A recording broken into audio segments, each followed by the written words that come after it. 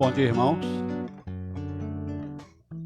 Só ainda com aquela preguiça do dia de ontem, né? Da noite de ontem, não sei como é que foi o dia de vocês.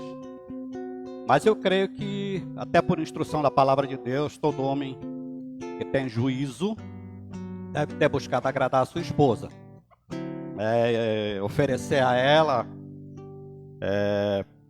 um momento, digamos assim, mais romântico, né? Na verdade, nós devemos fazer todos os dias esse exercício de amor às nossas esposas, porque é um mandato do Senhor. O que não é tarefa fácil, porque a nossa inclinação é sempre a oposta. Mas eu espero que todo homem de juízo, homem cristão, busque cada vez mais essa comunhão e esse amor por suas esposas, porque é uma instrução divina. Tá? Deus nos abençoe, possamos ser maridos fiéis, constantes no nosso amor a Deus e no nosso amor por nossas esposas. Irmãos, vamos iniciar esse momento de culto ao nosso Senhor, lendo apenas 2 versos da epístola de Paulo aos Romanos. Nós vamos ler o verso 1 e o verso 2, em conjunto, por favor. Eu gostaria, por gentileza, que a igreja se colocasse de pé, em reverência tão somente à palavra do Senhor, para a leitura desses 2 versos da carta de Paulo aos Romanos. Nós vamos ler o 1º e o 2º verso da carta. Bem? Capítulo 1.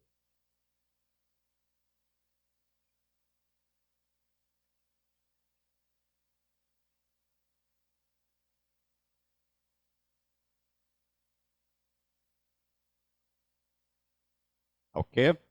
Vamos iniciar. É um prefácio de saudação, título. Iniciemos.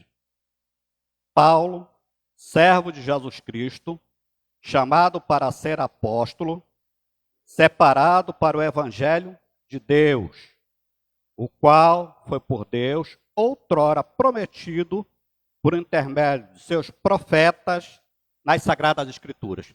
Vamos à igreja toda, por favor. Paulo, servo de Jesus Cristo, chamado para ser apóstolo, separado para o evangelho de Deus, o qual foi por Deus outrora prometido por intermédio de seus profetas nas Sagradas Escrituras. Vamos orar. Bendito Deus e Pai, nós somos gratos a Ti, não temos palavras, nem atos qualquer para expressar ou para dedicar ao Senhor que seja tão grandioso quanto a salvação em Cristo Jesus. Não há nada em nós que possa devolver ao Senhor o favor imerecido que temos e que tivemos na cruz. Mas nós te agradecemos por tamanho privilégio e te agradecemos porque não somos dignos, porque nossas inclinações são sempre pecaminosas. E graças a Cristo Jesus, porque o Senhor nos deu o seu Espírito e temos agora um novo e verdadeiro caminho. Ilumina, Senhor, a nossa vida, guarda os nossos pés, que todas as partes deste culto que pretendemos dar a Ti, seja sempre assim, para a honra e glória do Teu santo e bendito nome. Amém. A igreja pode tomar assento, por favor?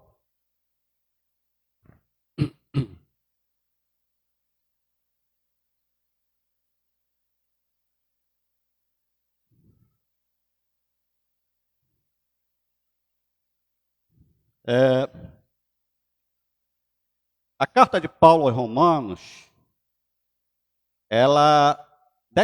Paulo declara o chamado dele como apóstolo de Cristo Jesus. Ele não fala de si.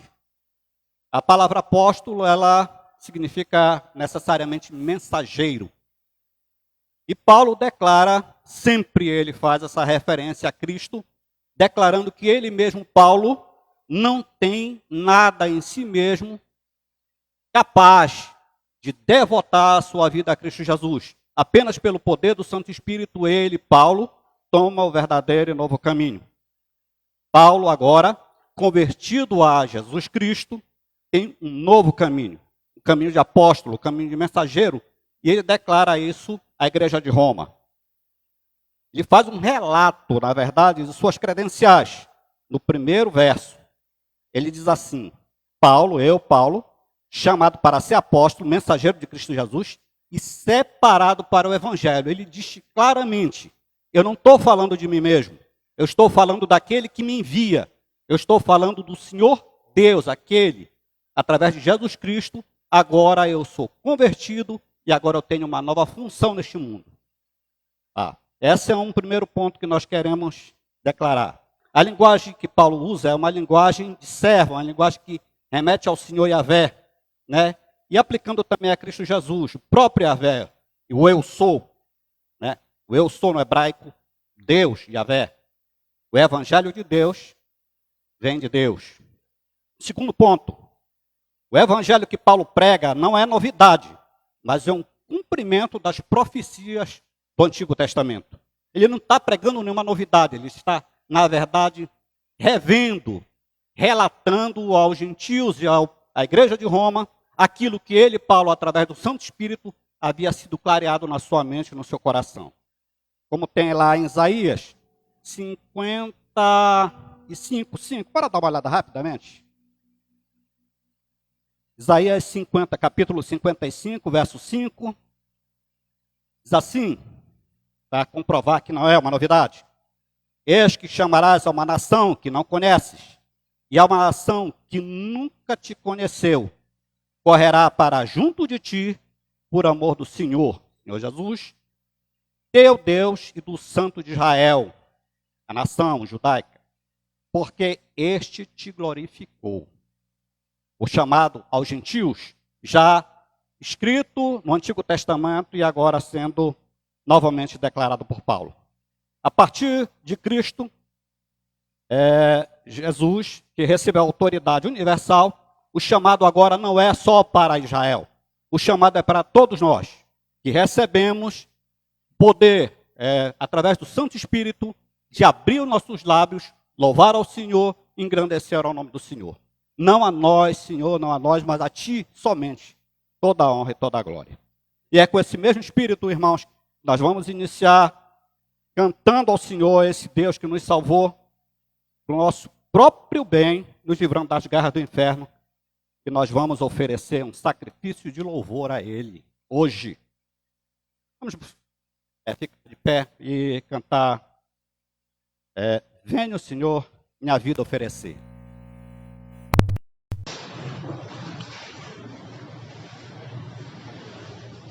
Tá. O melhor que nós temos, que nos foi dado através de Cristo. Por favor.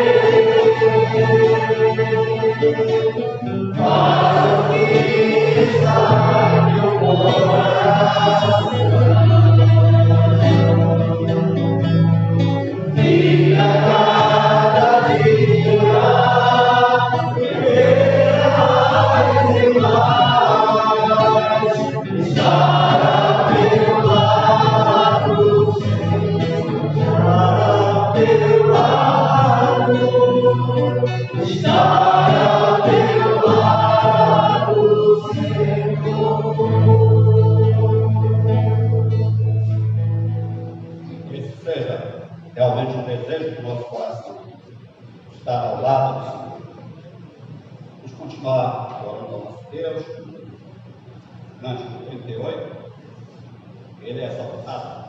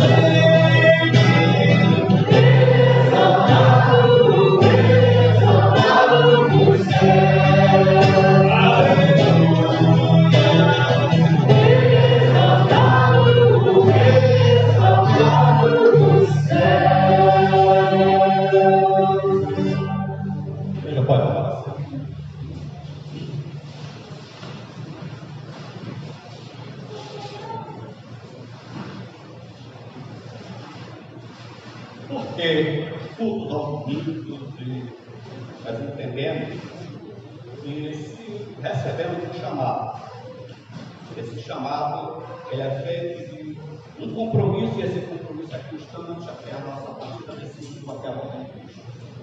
Então, nós não podemos, não devemos dar margem para negligência. Não estou falando de religiosismo. Elas são postura externa, mas que não tem nada a ver. Fala de devoção. Né? Nós não relaxamos sempre essa compreensão. Vamos continuar orando a Deus, agradecendo. Já agradece ao Pai.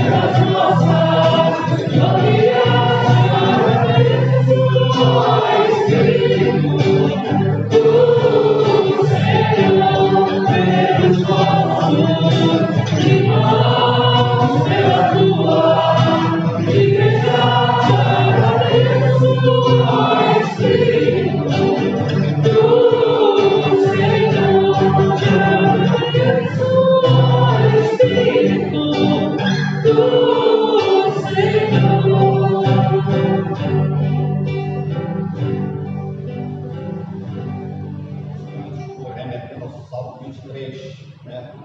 Se tudo nos faltar, ele não nos faltará. Não nos faltará.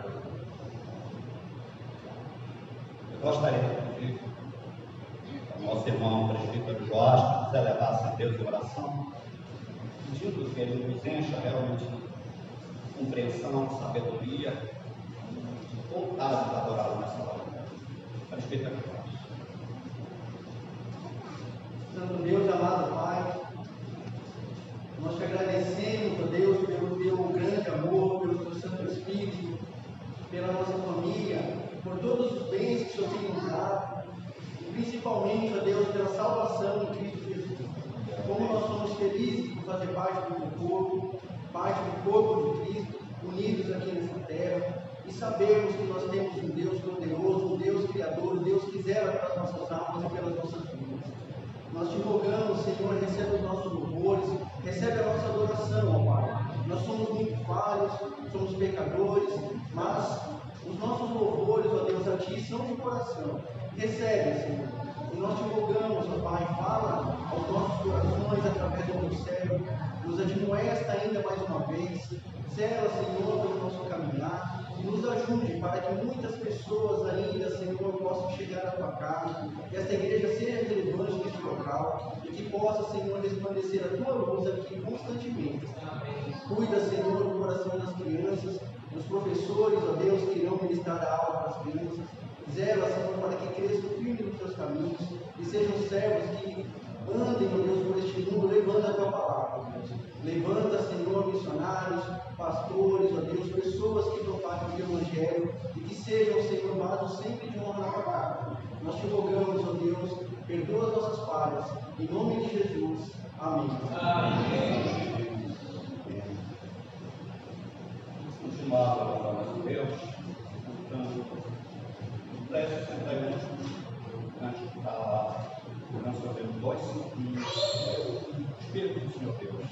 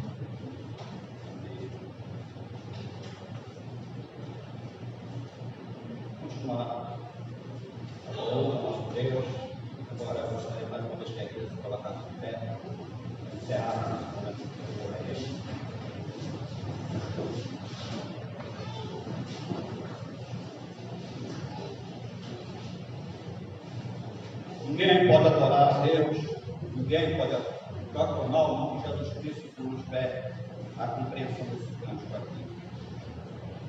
141, Cristo levou sobre si.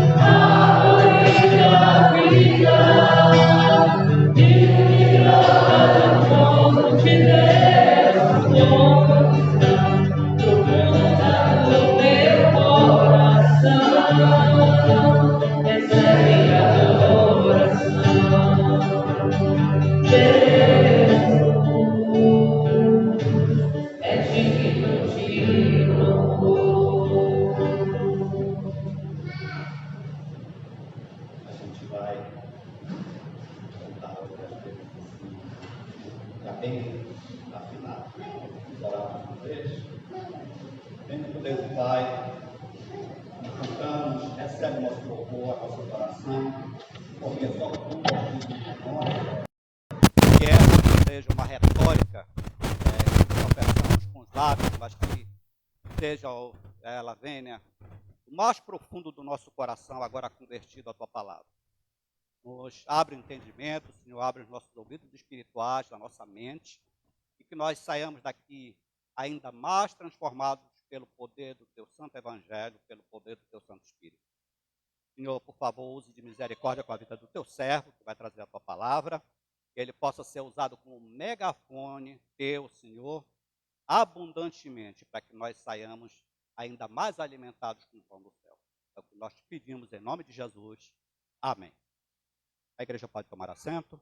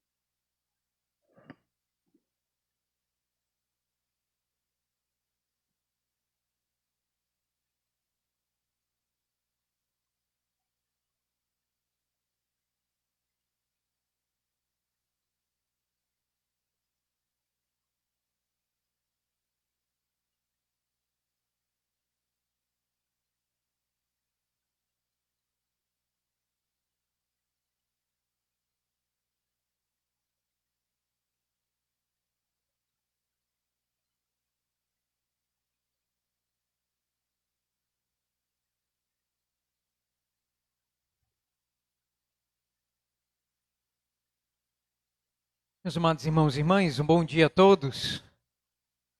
Que alegria poder vê-los aqui no dia do Senhor, reunidos para adorar aquele Deus Todo-Poderoso e esse Cristo Redentor nosso que levou sobre si as nossas dores e que nos traz alívio, que nos traz a paz. Que alegria poder adorar juntos o Senhor. Irmãos amados, nós estamos pelas manhãs de domingo fazendo a exposição do livro de Gênesis, e nós chegamos agora numa nova sessão. Nós vamos, irmãos, ver aqui, no capítulo de número 27 do livro de Gênesis, irmãos, a continuação da história da redenção, e nós estamos percebendo que a história dos patriarcas é a nossa história, a história da nossa salvação. Nós não conheceríamos como Deus planejou salvar todas as famílias da terra se não estudarmos e não entendermos a história dos patriarcas de Israel. A salvação vem dos judeus, o nosso Cristo, ele é um judeu. E nós, irmãos, vemos que há quase 6.000 anos atrás, Yahvé Elohim resolveu fazer uma aliança com um homem chamado Abraão, e por meio da sua descendência, viria aquele que seria o Messias e que abençoaria todas as famílias na terra. Por isso, Abraão é conhecido como o pai na fé. E todos aqueles que querem servir a Deus, amar a Deus, entregar a sua vida ao Senhor Deus, Criador dos céus e da terra, que enviou o seu Filho Jesus Cristo para morrer pelo seu povo amado, eles devem então seguir os passos de fé deste Pai, que é o Pai de todos aqueles que têm fé verdadeira no Deus vivo e no Deus Todo-Poderoso. Irmãos, o contexto do capítulo de número 27 é justamente o capítulo 26, quando nós vemos a renovação da aliança de Deus com Isaac. Percebam que sempre é Deus quem chama o homem para fazer aliança com ele. E Deus então chama Isaac, no capítulo de número 26, nós vemos isso, verso 1 a 5. E Deus aqui renova, e vemos a emergência de Isaac como aquele que será o legítimo herdeiro das bênçãos de Abraão. Ele vai ser aquele, irmãos, portador, vai ter um poder nas suas mãos que nenhum outro na face da terra vai ter. E nós vemos então que Deus, em decorrência dessa aliança, ele aqui abençoa Isaac com 3 tipos de bênção. E nós vimos que essas bênçãos, elas podem aqui ser denominadas com a letra P.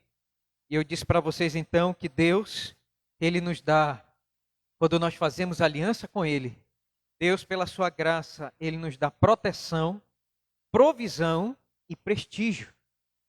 Nós vimos aqui claramente Deus abençoando a vida de Isaac.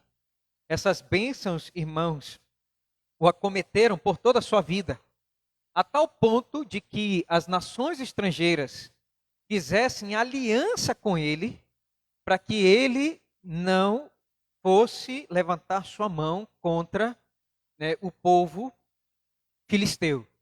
E nós vimos então, por fim, Deus provendo, Deus protegendo, Deus abençoando a vida de Isaac. E ele, irmãos, vai fazer um pacto de não agressão com o rei Abimeleque, que foi ali com seus 2 ministros, tanto da segurança nacional quanto da agricultura, para que eles vivessem em paz.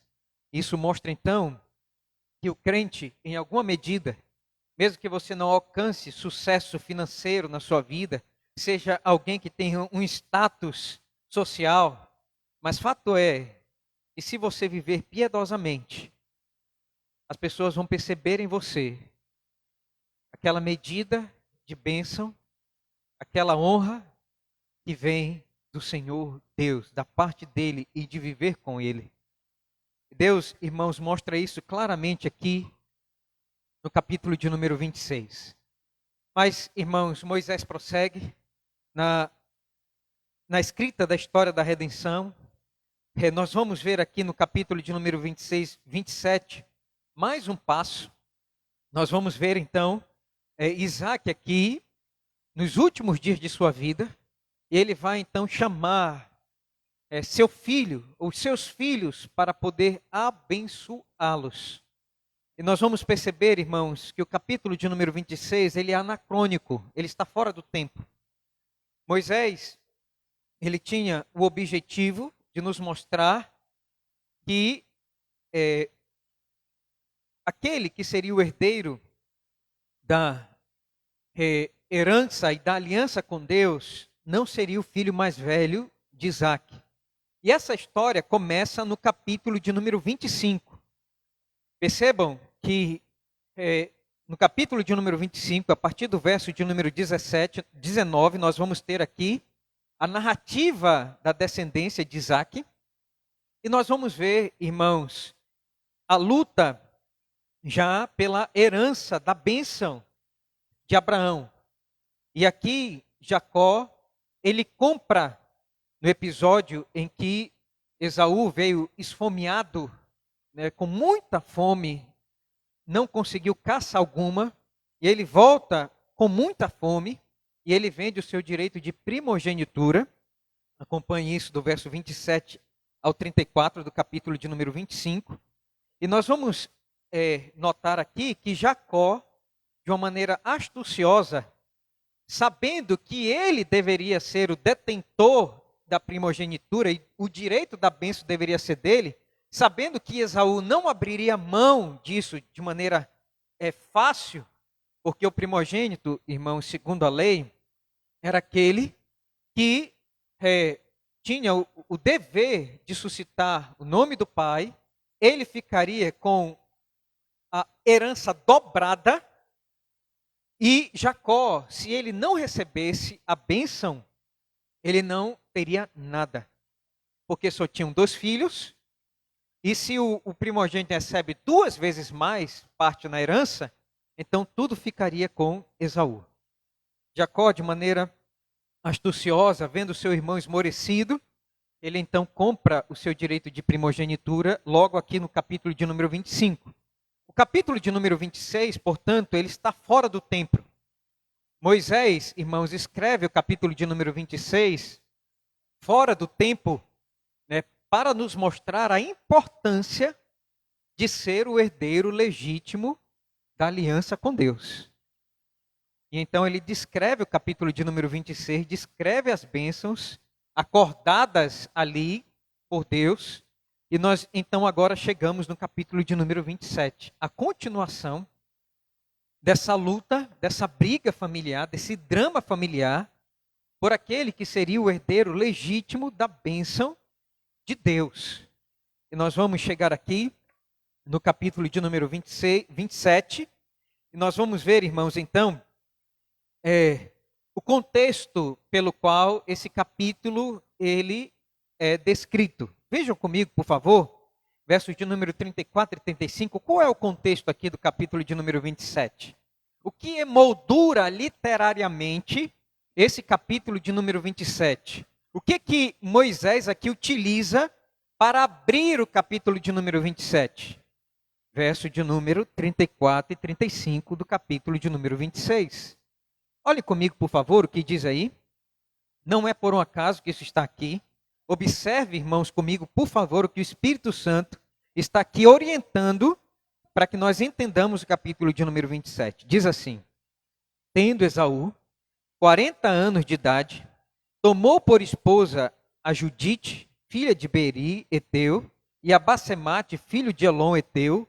Ambas se tornaram amargura de espírito para Isaac e para Rebeca. Percebam que o que emoldura, irmãos, aqui, o capítulo de número 27, é justamente a desobediência escancarada de Esaú ao padrão de casamento que os filhos de Abraão deveriam obedecer. Irmãos, o que Abraão fez para o casamento de Isaac? Mandou buscar filha ou esposa para Isaac nas filhas da sua família. Ele não poderia casar com esposas pagãs. O padrão era a mesma fé, a mesma consanguinidade. E percebam aqui, irmãos, o que Esaú faz? Esaú deliberadamente mostra a sua desobediência ao padrão abraâmico. Ele toma para si esposas perversas, pagãs, idólatras, mulheres que se tornariam raiz de amargura para sua mãe Rebeca, motiva de desavença no lar. E você vai perceber aqui então que o principal motivo no capítulo de número 27 de Rebeca lutar pelo direito de primogenitura de Jacó é porque ela estava descontente com o casamento do seu filho Esaú. Essa mãe, então, ela toma, irmãos, as dores do filho mais moço, e ela então vai fazer de tudo para que ele seja o herdeiro legítimo de Jacó, legítimo de Isaac.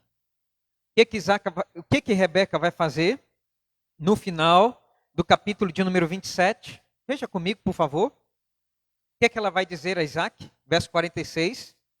Disse Rebeca a Isaac: aborrecida estou da minha vida. Minha vida não presta, não tem valor. Eu estou amargurada. Por quê? Por causa das filhas de Et. Se Jacó tomar esposa dentre as filhas de Et, tais como estas, as filhas desta terra, de que me servirá a vida? Percebam, irmãos, então, que o que emoldura no capítulo de número 27 é justamente o descontentamento dessa mãe com esse filho mais velho que casa com as filhas deste mundo, que são perversas, são pagãs, traz amargura para a vida da família da aliança, desavença por causa da religiosidade. Nós vamos perceber então que Rebeca ela vai mandar Jacó para a sua família, para de lá se casar, tomar esposa, assim como Isaac fez com ela. Eu quero que você observe isso, meus amados irmãos, porque aqui está a origem histórica dessa desavença familiar dentro da família de Isaac. Então, qual é o objetivo de Moisés? Nós não somos os primeiros leitores, você tem que entender isso. Os hebreus, eles estavam saindo do Egito, atravessando para a terra prometida, e eles precisavam ler o capítulo de número 27 de Gênesis para entender o porquê que os edomitas não estavam permitindo que o povo de Israel passasse pelo meio de suas terras, fazendo com que, irmãos, eles dessem uma volta enorme. A desavença familiar entre Jacó e Esaú, entre Israel e os edomitas, narrado em Números, capítulo de número 20, verso 14 a 22, quando os edomitas impedem os israelitas de passarem pela sua terra, está aqui. As raízes históricas da desavença entre esses dois irmãos está em Gênesis, capítulo de número 27, e os hebreus precisavam entender isso. Em outras palavras, irmãos, e lendo o contexto maior de Gênesis, nós vamos entender aqui aquela bifurcação que começa no capítulo de número 3, quando, irmãos, nós vemos a descendência da mulher e a descendência da serpente. Percebamos aqui, então, que essa descendência, irmãos, ela continua agora na descendência de Jacó e na descendência de Esaú. Nós vamos perceber, irmãos, que seria e viria da descendência de Jacó o Messias, o Cristo prometido. Ele seria, irmãos, do povo judeu, não dos edomitas. Mas percebam, e se você continuar lendo a história, você vai então chegar nos dias de Cristo Jesus, e você vai perceber, irmãos, que o rei Herodes, ele descende da família dos edomitas. Herodes, ele era um edumeu. E você vai ver então que Herodes o Grande, ele, irmãos, ele ascende ao trono de Jerusalém e reina ali pela benevolência do imperador romano Otaviano. E Herodes Antipas, seu filho, vai ser o edumeu, da família dos edomeus. E nós vamos ver então, irmãos, essa luta ferrenha, participando da morte, da prisão, da crucificação e da morte do Senhor Jesus Cristo. Essa bifurcação, irmãos, histórica, ela vai continuar até o dia do Messias. Percebam? A finalidade, então, de Moisés é mostrar que a profecia de Gênesis, capítulo de número 25, verso 23, irmãos, está se cumprindo. O mais velho serviria o mais moço. E nós vamos ver aqui, quando o apóstolo Paulo diz em Romanos 9, verso 13, Deus amou a Jacó e se aborreceu de Esaú. Por qual motivo? Porque, irmãos amados, os filhos de Esaú perseguiriam, seriam aqueles que morderiam o calcanhar do Filho de Deus, participando historicamente da prisão, da morte, do julgamento do Senhor Jesus Cristo. Essa é a linhagem histórica. E esse é o objetivo de Moisés, mostrar as origens de toda essa rivalidade familiar, desse drama familiar. E até onde isso vai alcançar. Em segundo lugar, irmãos, o objetivo de Moisés é mostrar também a rejeição do mais velho e a bênção ao mais novo. Por que Deus faz isso? Você vai perceber que durante todo o livro de Gênesis, Deus sempre vai rejeitar os mais velhos. Você vê isso na história de Caim e Abel. Você vai ver Deus rejeitando o primogênito na história de Ismael e Isaac. E você vai ver essa continuidade, Deus rejeitando o primogênito na história de Esaú e Jacó. Percebam, meus amados irmãos, que o primogênito é aquele que tem o direito sobre a herança e sobre todas as coisas. Mas Deus aqui está nos dando uma lição espiritual. Deus, ele rejeita os primogênitos e abençoa aquele que não tem direito nenhum. Jacó não teria direito a nada.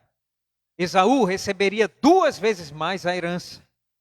Nós vamos perceber, irmãos, que Deus, aprove Deus, rejeitar aquele que tinha direito, para não dar àquele que não tinha direito nenhum, o direito de ser o primogênito. Nós vamos observar aqui por qual motivo Deus faz isso. Percebam, irmãos amados, que Esaú, ele era obediente ao seu pai. Ele agradava o seu pai, Isaque. Mas por dentro, ele era um homem podre, moralmente e religiosamente. Querem uma prova disso? Olhem comigo, por favor. Hebreus, capítulo de número 12. Vamos observar, por favor, por que Deus está rejeitando Esaú. Qual é o motivo? Ele não é o primogênito, não tinha o direito sobre tudo. Por que Deus faz isso, irmãos? Olhem só comigo o que o autor sagrado vai registrar. Hebreus, capítulo de número 12, versos 16 e 17. Vamos ler? Nem haja algum impuro ou profano, como foi Esaú, o qual por um repasto vendeu seu direito de primogenitura.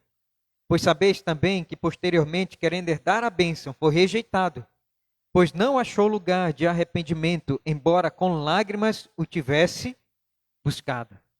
Percebam, irmãos, aqui a força que o autor dá à vida imoral e também irreligiosa de Esaú. Esse homem, por fora, irmãos, era um filho obediente ao pai, agradava o pai, mas por dentro ele era um homem podre. Vai dizer aqui, irmãos, em primeiro lugar, que ele era impuro. Por que ele era impuro? Porque esse homem, ele seguia os seus apetites carnais. Esaú, durante toda a narrativa bíblica de Gênesis, é um homem que só quer satisfazer o seu estômago. E um homem que só quer satisfazer os seus desejos sexuais, carnais. Esse é um homem que se torna um homem bígamo. É um homem, irmãos, que não satisfeito, e ainda vai e pega uma terceira mulher da casa de Ismael, o seu tio, e casa com ela, para poder ainda mais infernizar a vida da sua família, mostrando, irmãos, traços de uma impureza, de uma imoralidade tal, inominável, que o autor de Hebreus vai dizer: não sejam como Esaú, não sigam a sua carne. Os passos de Esaú vão levar você para uma vida de adultério. Pessoas que são imorais. Em segundo lugar, ele vai dizer aqui de uma maneira forte, mostrando quem era Esaú, os pecados de Esaú, e por isso ele foi rejeitado. Vai dizer aí que ele era profano. Em outras palavras, ele não tinha respeito nenhum com as coisas do céu. Ele não tinha respeito nenhum com as coisas de Deus. Esse era Esaú.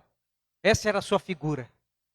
O homem que queria as bênçãos de Deus, mas não queria o Deus das bênçãos. E esse homem, irmãos, vai dizer aqui no verso de número 17, que ele chora amargamente. E assim o ímpio, e assim o impuro e o profano, quando ele perde alguma bênção de Deus, ele chora amargamente, achando que tinha direito de ser abençoado por Deus, quando na verdade não tinha direito nenhum, não merecia nada, porque o seu coração é impuro, seu espírito é contrário às ordenanças de Deus. Ele vendeu o seu direito de primogenitura por um prato de comida. Esse homem não valia nada, mas ele queria a bênção do Senhor sobre a sua vida, porque ele via a bênção de Deus na vida do seu pai, mas ele não queria servir o Deus do seu pai. Ele queria as bênçãos, mas não queria o Deus, e nem relação, e nem comunhão com o Deus da bênção. Por isso, meus amados irmãos, Deus aqui está nos mostrando, nessa história, que ele rejeita obediência externa. Você pode querer obedecer a Deus, ter uma religiosidade para os homens ver, mas Deus vê o coração. E é por isso que Esaú, ele é rejeitado. E por isso a palavra de Deus está se cumprindo. O mais velho serviria o mais moço. Porque o mais moço é aquele que segue os passos do seu pai. Ele é espiritual, ele obedece a Deus. Ele vai casar com moças crentes, uma moça crente. Ele vai lutar com Deus pelas coisas espirituais. Jacó, desde o início, demonstra isso. Luta pelas coisas por herdar a bênção de Deus. Por isso ele faz de tudo para não perder essa bênção. O homem espiritual, ele luta, ele busca, ele tem motivos para lutar com Deus.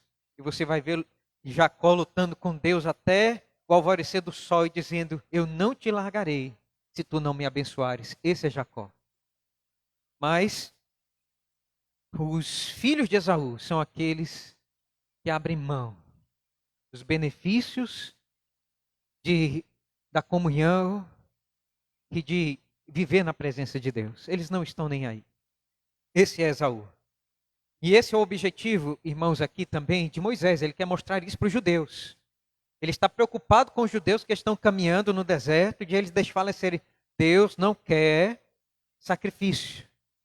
Ele quer obediência. Isso vai ornar a sua vida. E ele está impingindo isso na mente dos judeus. Obedeçam a palavra de Deus, a vontade de Deus. Se ele diz vai, você vai. Se ele diz para, você para. Obedeça. Isso vai trazer refrigério, paz, deleite para a sua vida. Irmãos, percebam aqui então isso. Em terceiro lugar, eu queria então mostrar para vocês que a outra finalidade, mais uma finalidade, que Deus mostra aqui, nesse capítulo, Moisés tem essa finalidade, é nos mostrar que Deus abençoa os seus filhos de uma maneira incondicional. Irmãos, a fidelidade de Deus às suas promessas não dependem da perfeição moral dos seres humanos. Jacó, ele é abençoado por Isaac, mentindo, enganando, trapaceando. Ele enganou 2 vezes, enganou seu irmão 2 vezes, enganou seu pai 1 vez.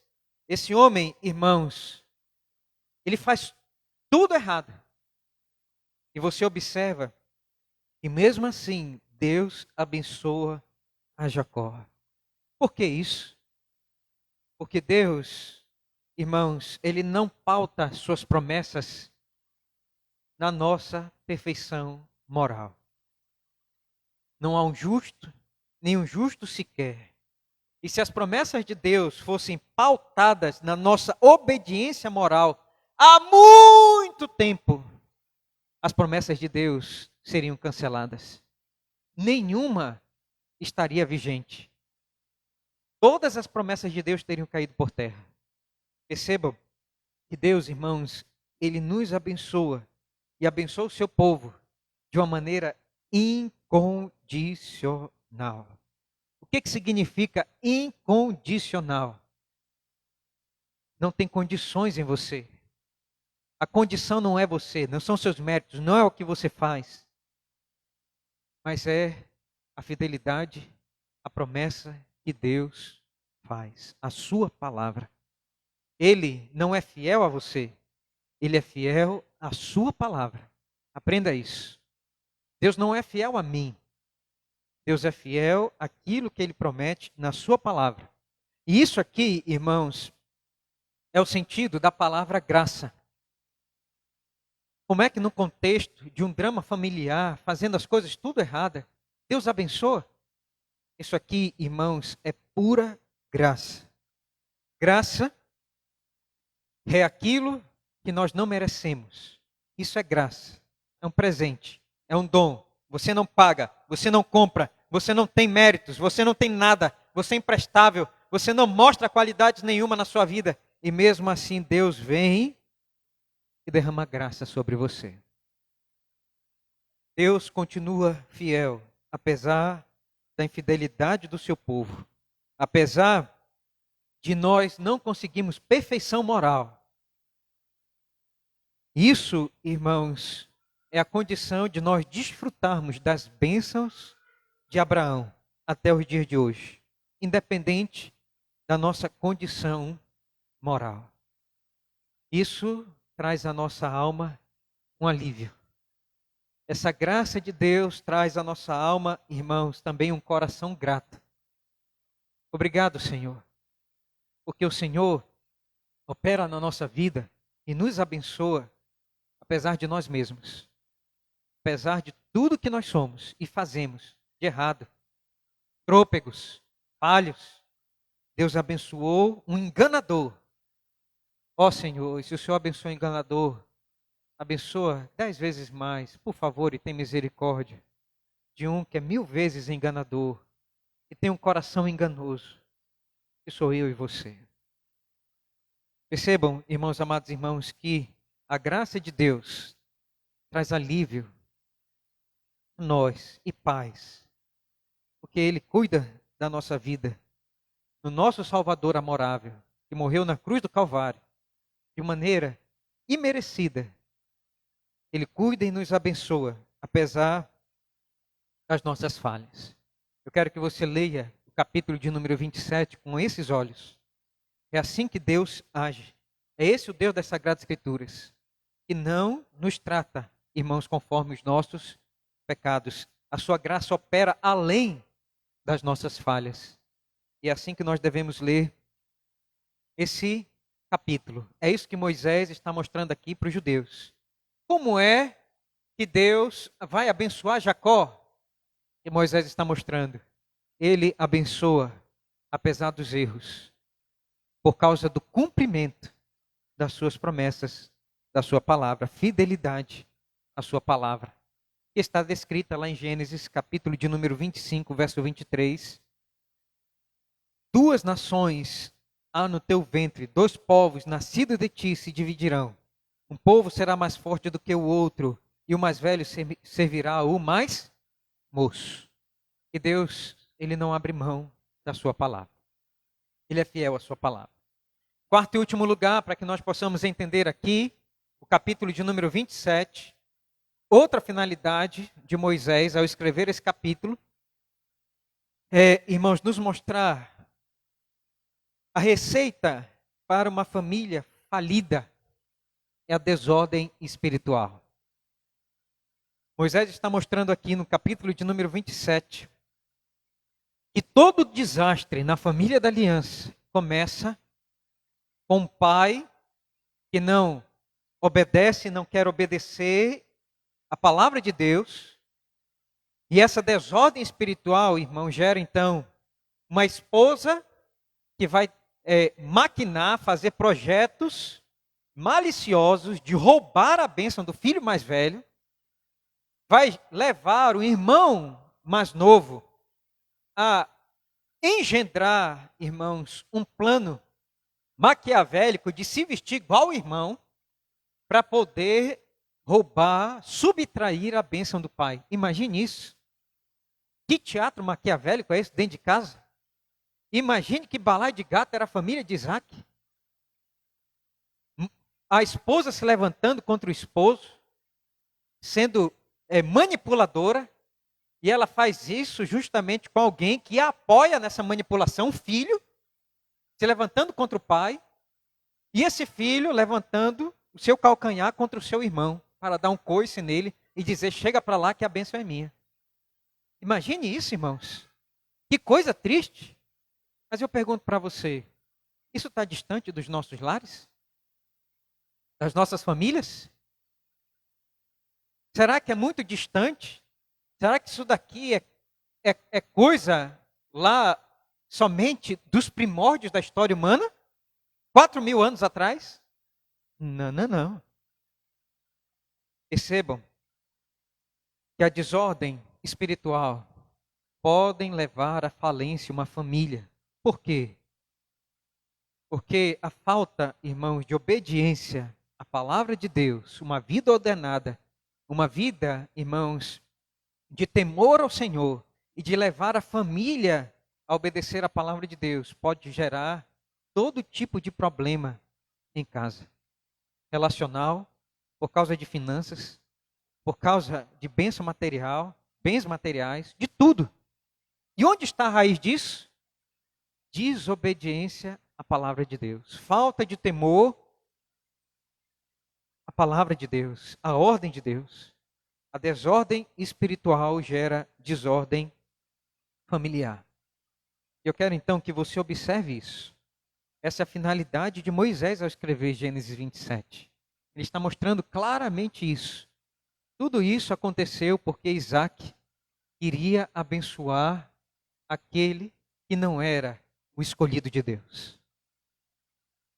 Vamos olhar então para o texto, meus amados irmãos, para que você então perceba o que está acontecendo aqui. Olhem comigo. Então, vamos explicar o texto. Eu quero que você acompanhe comigo. Em primeiro lugar, então, olhem comigo aí, por favor. Vamos ler todos juntos? Isaac.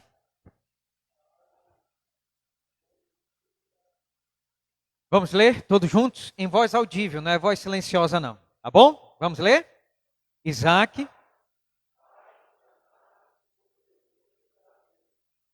Isaac, um pai enganado sobre o herdeiro da bênção. Vamos ver aqui a causa, irmãos amados, pela qual Isaac ele vai preterir a palavra de Deus e tentar abençoar aqui Esaú. Vamos ler todos juntos? Verso de número 1 até o verso de número 4. Diz assim a palavra de Deus. Tendo envelhecido Isaac, e já não podendo ver, porque os olhos lhe enfraqueciam, chamou Esaú, seu filho mais velho. Ele disse: meu filho, respondeu ele, aqui estou.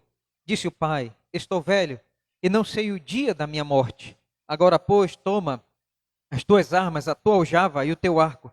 Sai ao campo e apanha para mim alguma caça. E faze-me uma comida saborosa que eu aprecio e traze-me para que eu a coma e te abençoe antes que eu morra. O texto começa então nos mostrando, irmãos amados, que Isaac, ele aqui está envelhecido e já não podia ver mais. Percebam que Isaac aqui, possivelmente, ele teria por volta de 100 anos. Mas Isaac, irmãos, ele não vai morrer de uma maneira instantânea ou imediata como nós pensamos. Abra comigo, por favor, para o capítulo de número 35. Observem comigo, irmãos, com quantos anos Isaac vai morrer.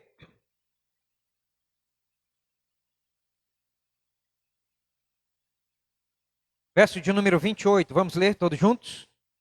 Foram os dias de Isaac 180 anos. Verso 29, velho e farto de dias, expirou Isaac e morreu, sendo recolhido ao seu povo. E Esaú e Jacó, seus filhos, o sepultaram. Observem aqui, irmãos, Isaac ele está sendo aqui, de alguma maneira, uma pessoa precipitada. Olhem comigo, irmãos, e observem que Isaac ele tinha possivelmente uns 100 anos, ele vai viver mais 80 anos. E de maneira precipitada, Isaac, desequilibrado já, espiritualmente, não podendo ver, não enxergava direito, porque os seus olhos se enfraqueciam. Então, ele chamou Esaú para abençoá-lo, para dar a bênção a Esaú. Observem aqui o favoritismo de Isaac. Olha o que ele vai dizer. Chamou a Esaú, seu filho mais velho, e disse: meu filho. Observem, irmãos, essa expressão aqui. Ele chama Esaú de uma forma carinhosa. Quando ele chama meu filho, ele está dizendo aqui que Esaú era o filho favorito dele. Você vai observar, irmãos, durante todo o capítulo de número 27, que ele faz 5 testes com Jacó para saber se ele era Esaú. Ele vai chamar Jacó, ele vai dizer: achega para eu sentir o teu cheiro. Dá-me um beijo, meu filho. Ele beija. e ele quer ouvir o som da voz de Esaú. Irmãos, Esaú era o filho querido de Isaac. Esse homem arrebatava o coração de Isaac.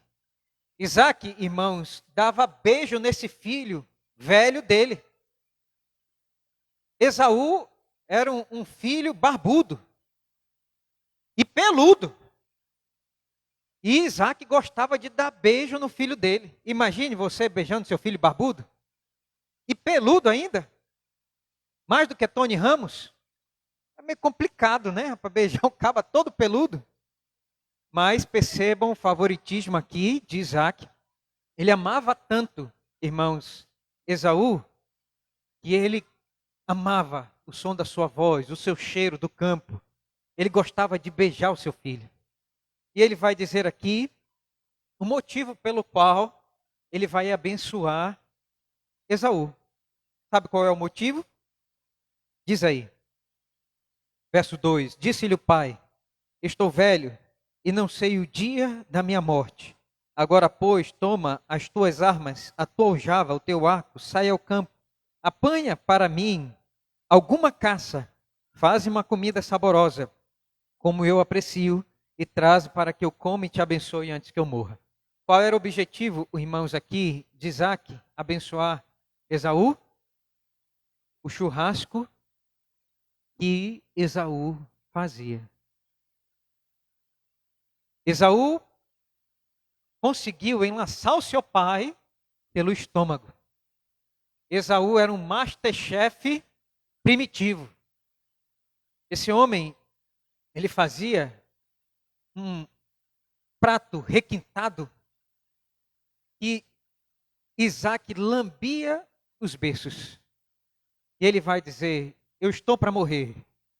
Faz-me então um prato e eu vou comer esse prato. Depois eu vou te abençoar. Eu queria que você notasse aqui, irmãos, esse favoritismo. Essa maneira apressada de Isaac abençoar o seu filho. Por quê? Por que Isaac quer tanto abençoar Esaú? Parece que ele tinha medo de morrer. E ele, irmãos, queria que Esaú, de maneira predileta e favorita, fosse o detentor da bênção de Abraão e de Deus, da aliança com Deus. Porque esse homem, ele amava a comida que o seu filho mais velho fazia. Já pensou isso? Eu queria que você então notasse aqui, meus amados irmãos, essa lição, e eu quero deixar isso aqui para você. É como pai. Parece, meus amados irmãos, que Isaac, ele não estava somente cego. Esse homem também estava surdo para ouvir a palavra de Deus. Eu quero que você note aqui, irmãos, o que acontece quando um homem, um pai de família, ele traça no seu coração predileção por coisas que não são espirituais. Ele erra. Ele erra. Um pai que é cego para aquilo que os seus filhos fazem. Um pai que é cego para a vida de Esaú e como ele se portava, estava também sendo surdo para com a palavra de Deus, que dizia que ele deveria abençoar o mais novo. Irmãos, quando pais de família estão desequilibrados espiritualmente, eles tendem a fazer burradas. Tendem a fazer, irmãos, aquilo que a sua constituição física, né, ou a sua predileção, ela o guia. E nós vamos ver aqui que todo o erro de Isaac foi justamente esse. Amar um filho profano, como eu mostrei para vocês. Amar um filho, irmãos, imoral, desobediente a Deus, que não tinha uma religiosidade, irmãos, firme com Deus. Ele fechou seus olhos, tapou seus ouvidos e cometeu o erro grotesco de ser desobediente à lei de Deus, à profecia de Deus, e disse a ele para abençoar o mais novo. Eu quero deixar uma lição aqui para os pais.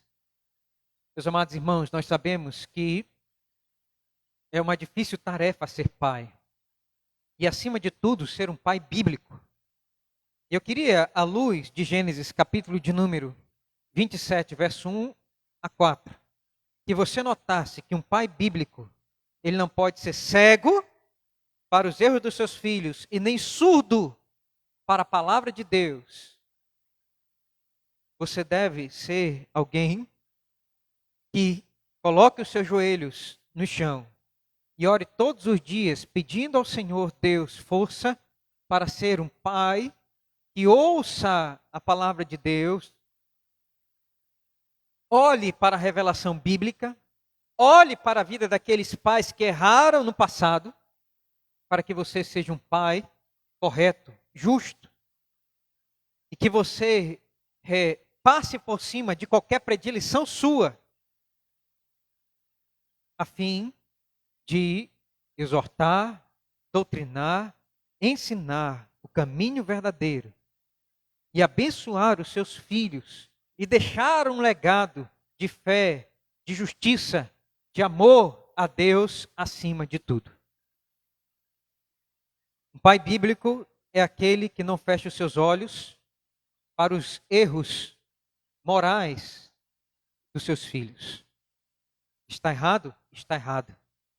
E o pai bíblico então pega a Bíblia, abre a Bíblia e diz: meu filho, eu vou lhe corrigir, porque a palavra de Deus diz assim. Você está errado e a palavra de Deus diz isso. Ouça a palavra de Deus como seu pai ouve. Não feche os seus ouvidos. O pai bíblico, irmãos, é aquele que deixa um legado de fé e de temor para os seus filhos, e não somente uma herança material. Percebam que Esaú, ele queria ser abençoado pelo seu pai, porque a bênção decorreria bênçãos materiais. Ele teria a sua lavoura, colhendo de 1 a 100, ele teria proteção, ele teria provisão, ele teria prestígio. Os edomeus, os edomitas, seriam um povo por demais abençoado na face da terra e teriam um prestígio que o povo israelita não teria hoje se eles recebessem a bênção.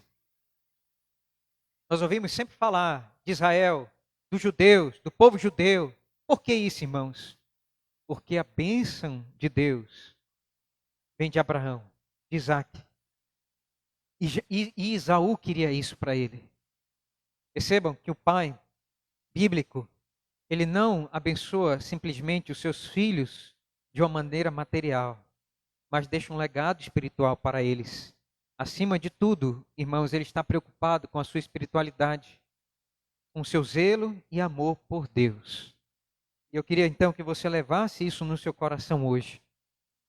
O pai bíblico não é cego e nem surdo. Ele tem os seus olhos abertos para discernir a sua vida espiritual e a vida espiritual dos seus filhos. E ele, irmãos, tem ouvidos para ouvir a palavra de Deus e aplicar isso na sua casa. Isaac aqui, de uma maneira deliberada, estava esquecendo, estava deixando de ouvir Gênesis, capítulo de número 25, quando Deus diz: o mais velho servirá ao mais moço, por causa das suas predileções, por causa do seu amor, meu filho amado, eu te amo tanto, eu sou capaz de passar por cima da palavra de Deus para abençoar você. Imagine isso. Que coisa triste, irmãos. E o texto prossegue, e nós vamos ver aqui então, em segundo lugar, uma mãe. Vamos ler todos juntos aí? Segundo lugar, leamos. Rebeca.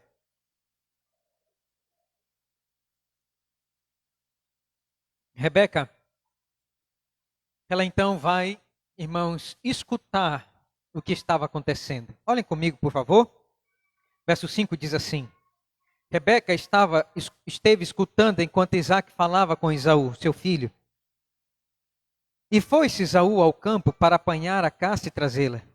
Então disse Rebeca a Jacó, seu filho: ouvi teu pai falar com Esaú, teu irmão, assim: traze a caça e faze uma comida saborosa, para que eu coma e te abençoe diante do Senhor, antes que eu morra. Agora, pois, meu filho, atende às minhas palavras com que te ordeno. Vai ao rebanho e traze 2 cabritos, deles farei uma saborosa comida para teu pai, como ele aprecia. Leva-la-ás a teu pai, para que a coma e te abençoe antes que morra. Disse Jacó a Rebeca, sua mãe: Esaú, meu irmão, é homem cabeludo, e eu, homem liso. Dar-se-á o caso de meu pai me apalpar, e passarei a seus olhos por zombador. Assim trarei sobre mim maldição e não bênção. Respondeu-lhe a mãe: caia sobre mim essa maldição, meu filho. Atende somente o que eu te digo. Vai e traze-mos. Ele foi, tomou-os e os trouxe à sua mãe, e fez uma saborosa comida, como o pai dele apreciava. Depois tomou Rebeca a melhor roupa de Esaú, seu filho mais velho, roupa que tinha consigo em casa, e vestiu a Jacó, seu filho mais novo. Com a pele dos cabritos, cobriu-lhe as mãos e a lisura do pescoço.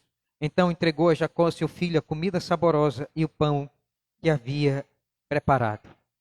Observem comigo, irmãos, em segundo lugar, aqui na narrativa bíblica, uma mãe maquiavélica, uma mãe, irmãos, manipuladora. Rebeca aqui, irmãos, ela serviu de instrumento para enganar seu próprio esposo, Isaac. Observem que essa mulher, ela é aquela, irmãos, que projeta, ela arquiteta esse plano no seu coração e comunica a Jacó. Observem que essa mulher, né, ela é uma mulher, irmãos, que tinha ouvidos na casa. Ela ouvia tudo o que se passava. E vai dizer aí, então, que ouvindo o que se passava em casa, essa mulher aqui, irmãos, ela vai tomar as rédeas nas suas mãos. De uma maneira teológica, irmãos, o que isso aqui está retratando? Quem foi, irmãos, que tomou as rédeas no início da história humana e, achando que estava fazendo um bom negócio com a serpente, trouxe desastre para toda a humanidade? Quem fez isso? Eva. Percebam aqui, mais uma vez, a mulher tentando, irmãos, tomar as rédeas nas suas próprias mãos e fazer como ela acha melhor diante da sua família. Irmãos amados, esse aqui é o quadro de desastre familiar. Quando a mulher, ela toma o lugar do homem e tenta, por seus próprios meios e pela sua própria sabedoria, achar que está fazendo a coisa correta, o que é que acontece? Desastre. O que é que vai acontecer? Qual é o resultado disso aqui? Um irmão irado que vai se levantar para matar o outro irmão. E olha só o que é que Rebeca vai dizer, irmãos amados, por favor, leia comigo. Versículo de número 42. Olhem comigo. Olha o que Rebeca vai dizer. Chegaram aos ouvidos de Rebeca estas palavras. Olha só, Rebeca tem ouvidos em todos os lados, ela ouve tudo. E chegaram aos ouvidos de Rebeca estas palavras de Esaú, seu filho mais velho. Ela, pois, mandou chamar a Jacó, seu filho mais moço, e lhe disse: eis que Esaú, teu irmão, se consola a teu respeito, resolvendo matar-te. Agora, pois, meu filho, ouve o que te digo. Retira-te para a casa de Labão, meu irmão, em Harã. Fica com ele alguns dias, até que passe o furor do teu irmão, e cesse o seu rancor contra ti, e se esqueça do que lhe fizeste. Então providenciarei e te farei regressar de lá, porque hei de eu perder os meus 2 filhos num só dia. Eu quero que você perceba, irmãos, e agora uma palavra às mulheres, que toda desestrutura no lar, e quando as mulheres tentam usurpar o papel do pai, do marido, até mesmo com boas intenções, tentando consertar as coisas, vai trazer consequências e problemas para toda a história da família. Eu quero dizer aqui uma palavra para você que é mãe. Eu sei que você ouve tudo em casa e você deve estar atenta. Esteja atenta. Mas eu queria dar uma palavra para você. Não tente remendar o soneto com os seus próprios braços.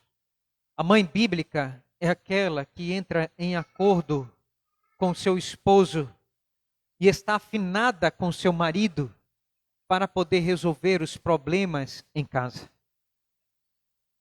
Percebam, meus amados irmãos, que essa afinação entre marido e mulher vai evitar que a morte, a desgraça, o caos, o problema entre dentro de casa. Eu sei que você, muitas vezes, vai ter sabedoria. Você, às vezes, vai ter até espiritualidade maior do que o seu esposo para entender o cumprimento das promessas. Irmãos, Rebeca faz tudo isso aqui porque ela sabia da palavra de Deus e da profecia de Gênesis 25, 23. Ela sabia. E ela estava lutando aqui por uma coisa certa. Mas ela fez pelos meios errados. Quem sabe Rebeca estava aqui sendo mais espiritual, mais piedosa e querendo ser obediente. Mas ela fez com os instrumentos errados. Uma mãe bíblica é aquela, e a esposa bíblica é aquela que se afina com seu esposo. Percebam aqui que essa mãe, ela só faz aquilo que é errado porque ela encontra companhia. Quem é que vai aqui apoiar essa mãe? Jacó. Agora imaginem uma mãe fazendo o que é errado dentro de casa, com o apoio dos filhos, lutando contra o pai. Imaginem isso.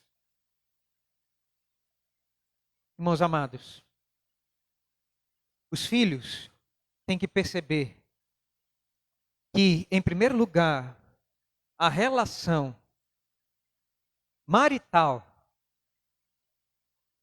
do homem e da mulher, do marido e da esposa, está em primeiro lugar do que com os filhos. E se os filhos notarem que você se junta com eles para poder destronar ou destruir a autoridade ou do pai ou da mãe, o drama familiar, irmãos, sempre vai estar instaurado. Eu queria que você percebesse então que a esposa bíblica é aquela que coloca os filhos no lugar e diz: não, respeite o seu pai e eu vou conversar com ele e nós vamos afinar as coisas, resolver as coisas dentro de casa, para que tudo aconteça conforme a palavra de Deus diz. Todo drama familiar que acontece aqui é por causa, irmãos, justamente da usurpação dos papéis. E essa degradação, ela vem entrando pelas portas das famílias da igreja, até o dia de hoje. E quando os papéis de pai e mãe, ou de marido e mulher são invertidos ou desorganizados, problemas e consequências ocorrerão. Quem sabe, perdurarão por toda a história da família. E Rebeca, então, agora vai gritar e vai dizer: eu não quero perder os meus filhos no mesmo dia. 2. Porque um estava se levantando contra o outro. Porque a mãe havia apoiado um dos filhos a fazer o que era errado. Contra o pai, que também estava errado. Percebam, então, que a mãe bíblica, ela tem um grande papel em casa. Ela tem que ouvir tudo, tem que ser atenta, se possível, muito espiritual, piedosa. Mas, acima de tudo, irmãos, tem que cumprir aquilo que está em Efésios, capítulo de número 5. Vamos ler o que o apóstolo Paulo diz, e o Evangelho do Senhor Jesus Cristo nos ensina. Efésios, capítulo de número 5, abra a palavra de Deus para lá, por favor. Vamos ler todos juntos? O que a esposa deve fazer? Vamos ler? Verso 22. As mulheres sejam submissas ao seu próprio marido, como ao Senhor. Porque o marido é o cabeça da mulher, como também Cristo é o cabeça da igreja, sendo este o mesmo Salvador do corpo. Como, porém, a igreja está sujeita a Cristo, assim também as mulheres sejam em tudo submissas ao seu marido. E os maridos, então, tendo respeito da sua esposa, a Rebeca, que Deus colocou no seu coração, os maridos vão fazer o quê? Verso 25. Maridos, amai vossa mulher, como também Cristo amou a igreja e a si mesmo se entregou por ela. Olha só, que satisfação, não é? Mas o texto prossegue, meus amados irmãos, e mostra aqui, em terceiro lugar, por favor, Lucas. Em terceiro lugar, ele mostra aqui, irmãos, um filho enganador. Vamos ler todos juntos? Jacó, um filho enganador. Leia comigo, por favor. Vamos ler, irmãos, a partir do verso de número 17. Diz assim: Então entregou a Jacó, seu filho, a comida saborosa e o pão que havia preparado. Jacó foi a seu pai e disse: Meu pai. Ele respondeu: Fala. Quem és tu, meu filho? Respondeu Jacó, seu pai: Sou Esaú, teu primogênito. Fiz o que me ordenaste. Levanta-te, pois, assenta-te e come da minha caça, para que me abençoes. Disse Isaque a seu filho: Como é isso que pudestes achar tão depressa, meu filho? Ele respondeu: Porque o Senhor, teu Deus, a mandou ao meu encontro. Então disse Isaque a Jacó: Chega-te aqui para que te apalpe, meu filho, e veja se és meu filho Esaú ou não. Observe aqui, irmãos, que Jacó está tentando enganar o seu pai. E nós vamos perceber aqui que Isaque, ele vai fazer alguns testes com Jacó. Primeiro, olha aí. Primeiro ele perguntou: Como é isso, verso 20, como é isso que pudeste achar tão depressa, meu filho? Qual foi a resposta de Jacó? Ele respondeu: Porque o Senhor teu Deus a mandou ao meu encontro. Perceba em primeiro lugar aqui, meus amados irmãos, que Jacó, ele mente de maneira deliberada e até, irmãos, de uma maneira blasfema. Ele vai dizer aqui: o Senhor teu Deus me mandou ao meu encontro. Mentira. Quem é que tinha feito a comida? Sua mãe. E ele mente de maneira descarada. Segundo teste, olha só. Então disse Isaque a Jacó: Chega de aqui para que te apalpe, meu filho, e veja se és meu filho Esaú ou não. Olha aí. O segundo teste seria apalpar para ver se ele era peludo. Esaú, ele era peludo. Jacó era liso. Interessante, meus amados irmãos, que aqui Rebeca vai vestir ele com pele de cabrito. Agora, irmãos, pele de cabrito é diferente de uma pessoa peluda, né? Agora, vejam só como esse plano foi engendrado. Eles pegaram um pelo aí muito parecido e vai dizer assim: Jacó chegou a Isaque, seu pai, e o apalpou e disse: A voz é de Jacó, porém as mãos são de Esaú. O outro teste foi a voz. E ele continua: E não reconheceu porque as mãos com efeito estavam peludas, como as de seu irmão Esaú, e o abençoou. Ele disse: És meu filho Esaú mesmo? Ele respondeu: Eu sou. Então disse: Chega isso para perto de mim, para que eu coma da caça de meu filho, para que eu te abençoe. Chegou-lhe, e ele comeu, trouxe-lhe também o vinho, e ele bebeu. Então lhe disse Isaque, seu pai: Chega-te e dá-me um beijo, meu filho. E ele se chegou e o beijou. Então o pai aspirou o cheiro da roupa dele, e o abençoou e disse: Observem aqui, irmãos, a bênção que ele vai dar a Jacó. Deus te dê do orvalho do céu, da exuberância da terra e da fartura do trigo e do mosto. Sirvam-te os povos e nações, te reverenciem, se és senhor de teus irmãos e os filhos de tua mãe, se curvem a ti, maldito seja o que te amaldiçoar e abençoado o que te abençoar. Percebam que Jacó, ele é abençoado por todas as bênçãos no céu e na terra. Deus, irmãos, de uma maneira, nós temos um ditado, né, que Deus escreve certo por linhas tortas.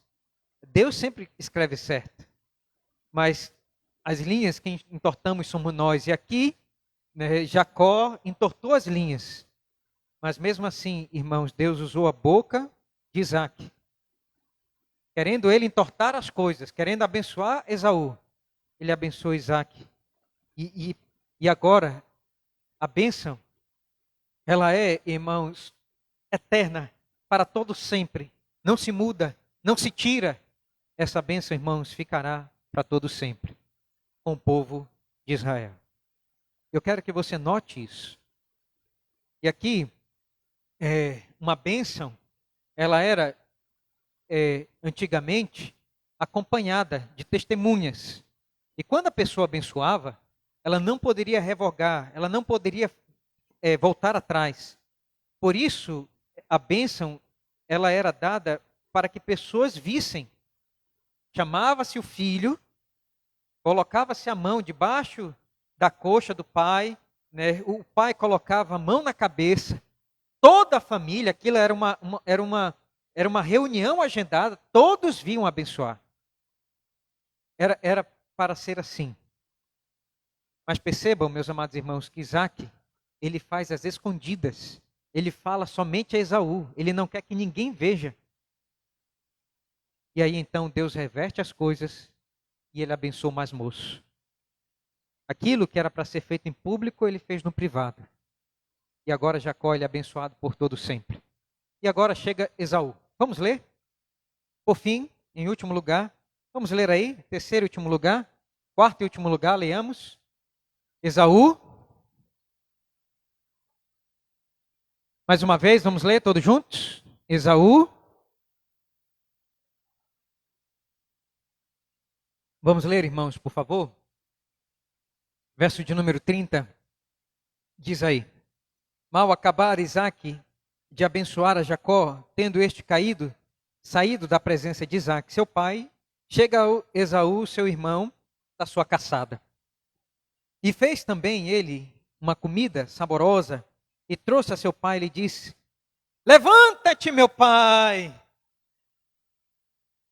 e come da caça do teu filho, para que me abençoes.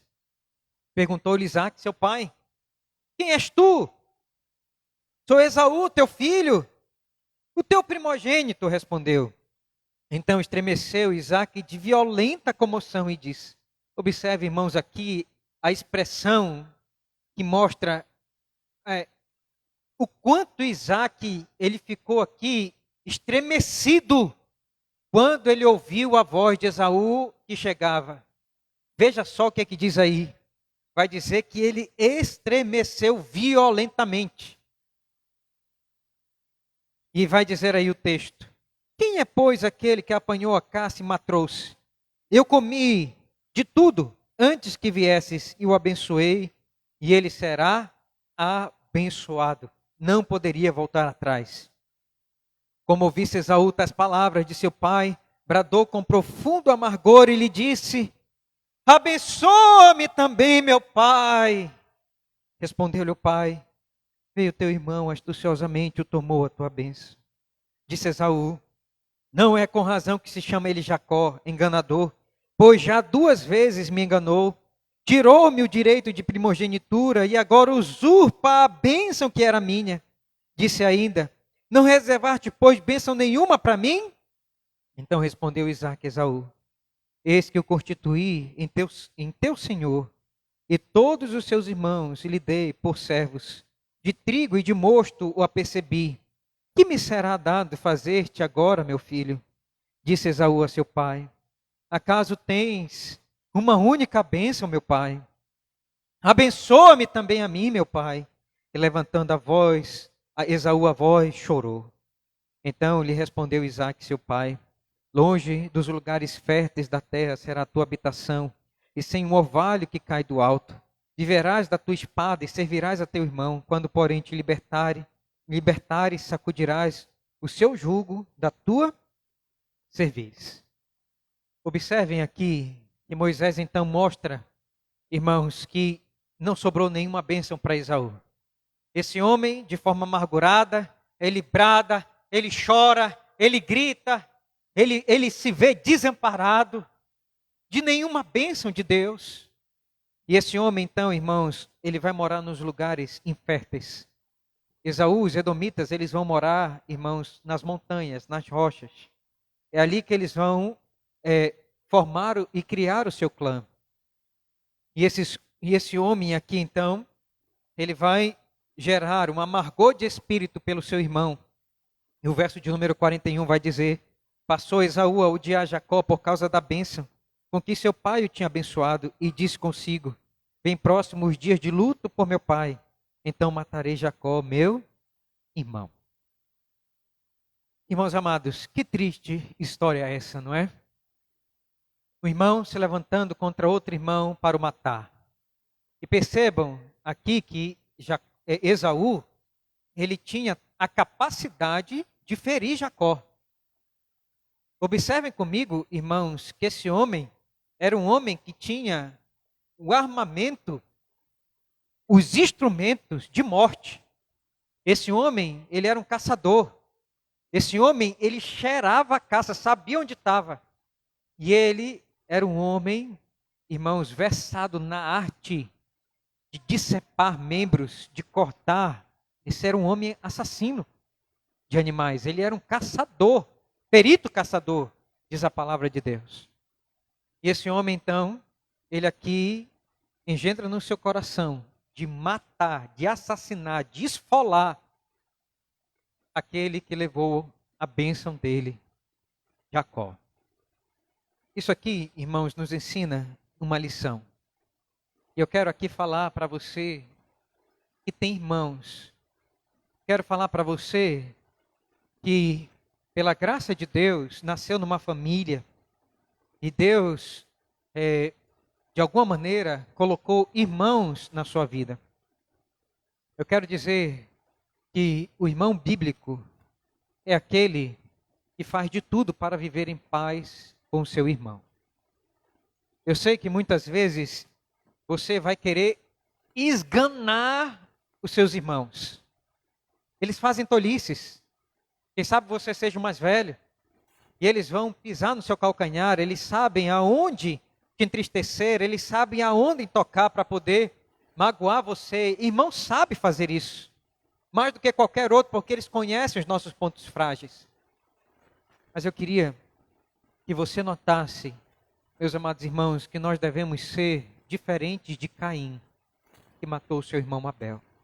Abra comigo, por favor, para 1 João, capítulo de número 3. E olha o que a palavra de Deus vai nos ensinar aqui sobre o tratamento com os nossos irmãos. Observe comigo, por favor. Diz assim, capítulo 3, verso 11. Porque a mensagem que ouviste desde o princípio é esta, que nos amemos uns aos outros. Não segundo Caim, que era do maligno e assassinou o seu irmão. Por que o assassinou? Porque as suas obras eram más e as dos seus irmãos justas. Irmãos, não vos maravilheis se o mundo vos odeia. Nós sabemos que já passamos da morte para a vida, porque amamos os irmãos. Aquele que não ama permanece na morte. Todo aquele que odeia seu irmão é assassino. Perceba, você não precisa matar o seu irmão para assassinar. Simplesmente odiar, ter raiz de amargura, quebrar a sua relação com seu irmão, você se torna um assassino, diz a palavra de Deus. Você mata a sua relação com ele. Ora, vós sabeis que todo assassino não tem a vida eterna, permanente em si mesmo. Nisto conhecemos o amor, que Cristo deu a sua vida por nós e devemos dar a nossa vida pelos irmãos. Ora, aquele que possui recursos deste mundo e vir seu irmão padecer necessidade, fechar-lhe o seu coração, como pode permanecer nele o amor de Deus? Filhinhos, não amemos de palavra, nem de língua, mas de fato e de verdade. Eu queria dar uma palavra para você que tem irmãos. A maioria de nós temos irmãos, né? Com exceção aqueles que são filhos únicos. eu queria dizer para você, lute com as armas do Espírito e não com as armas da carne, que podem destroçar seu relacionamento com seus irmãos. Mas use as armas do Espírito, os frutos do Espírito, que é amor, benignidade, paciência. Faça da relação com seus irmãos uma relação de paz, uma relação amorosa e não de guerra, como foi aqui Esaú e Jacó. Uma relação de enganação para poder tirar as coisas um do outro. Eu queria que você entendesse que nós devemos respeitar os papéis dos irmãos. O irmão mais velho, o irmão mais novo. Às vezes há uma hierarquia em casa, né, pela família, que haja esse respeito, que haja esse amor, que haja essa cumplicidade. Eu queria que você notasse, irmãos, que na Bíblia, os irmãos, eles se cuidam, eles se amam e se respeitam. Abra comigo, por favor, para Gênesis. Olha a beleza, irmãos, do amor entre os irmãos. Por favor, abra comigo para Gênesis, capítulo de número 45.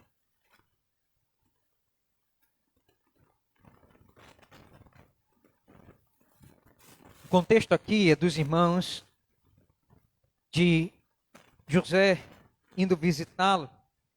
E eles vão comer aqui, fazer uma refeição, irmãos. Olha só.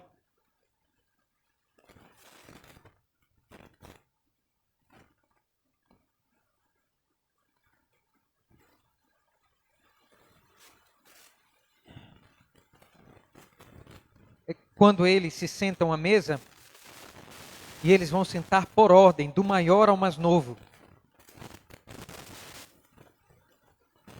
Deixa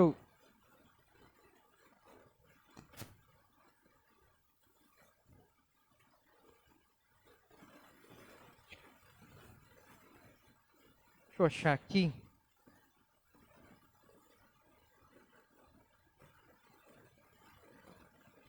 Esse é no capítulo 42.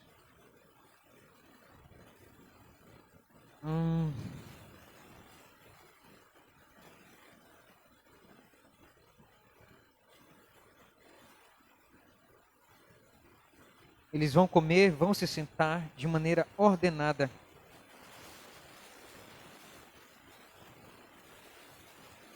Obrigado. Capítulo de número 43.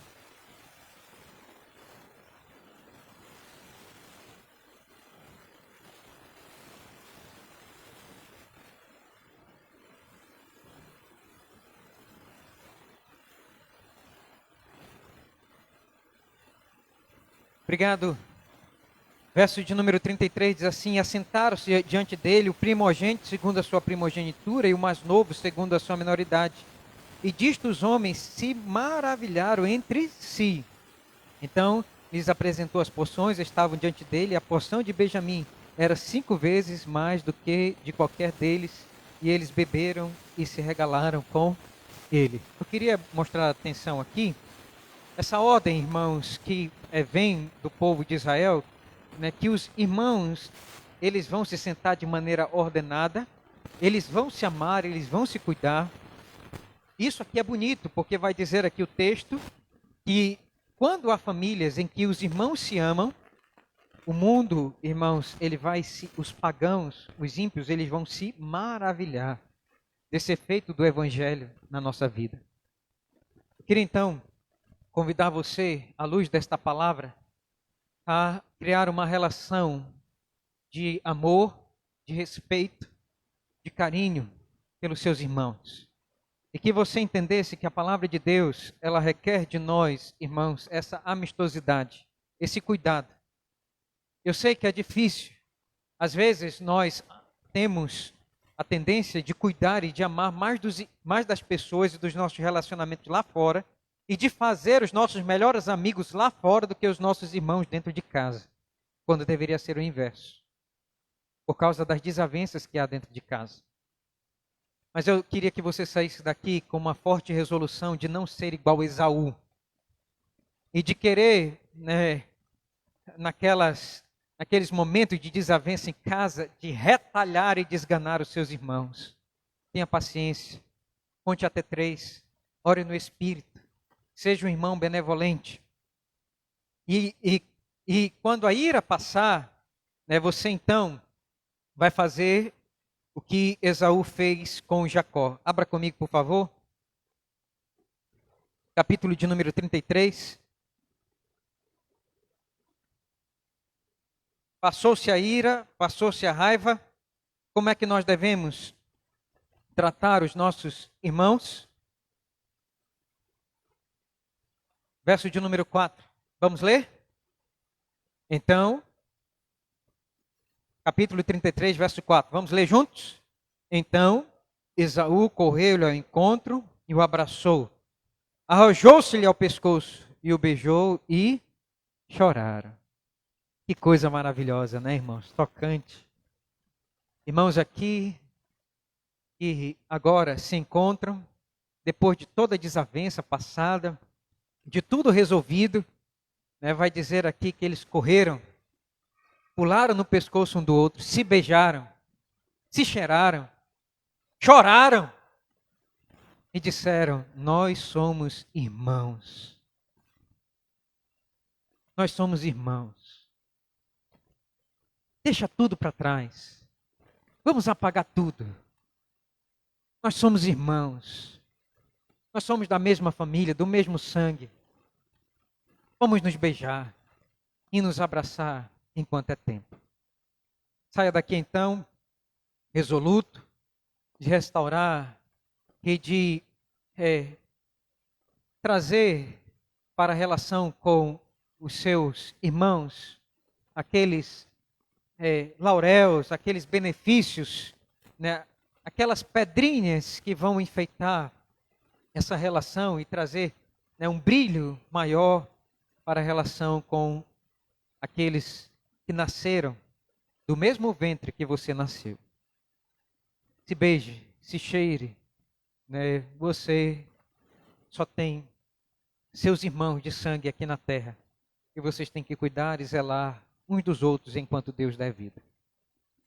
Restaure os laços quebrados e com o Evangelho de Cristo leve a paz e o amor de Deus para a relação com os seus irmãos, com seu pai, com a sua mãe, e que Deus abençoe a nossa família por essa palavra nesta manhã. Amém. Vamos orar?